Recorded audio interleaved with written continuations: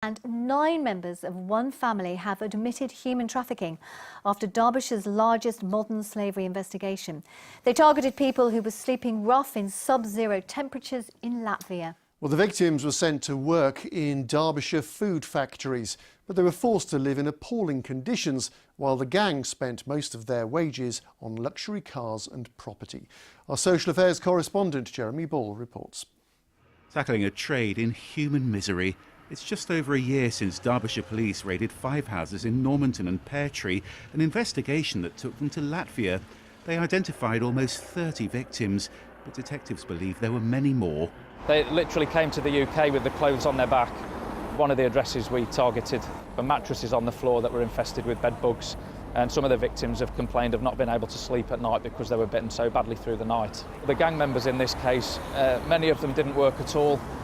They drive around in nice cars, BMWs, Mercedes. They have large properties in Latvia. Those gang members have been on trial here in Nottingham for the last 7 weeks. A trial that heard about a family business headed by a man called Einars Pelchis, who was described as the Gypsy Baron because of his power and his wealth.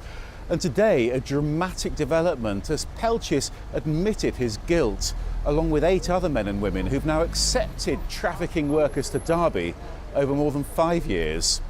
Those workers were sent to Dairy Crest or to local flour and chicken factories after the gang signed them up with a legitimate employment agency. Many had no idea the gang had also set up bank accounts in their name.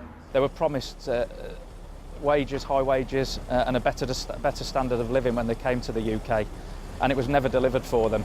Some actually received no money for their stay whilst they were in the UK. And really, members of the public have to think where they're buying their goods from, who are packing these goods, who are producing the goods. This has been a complex investigation, and police believe there'll be lessons for forces across the country.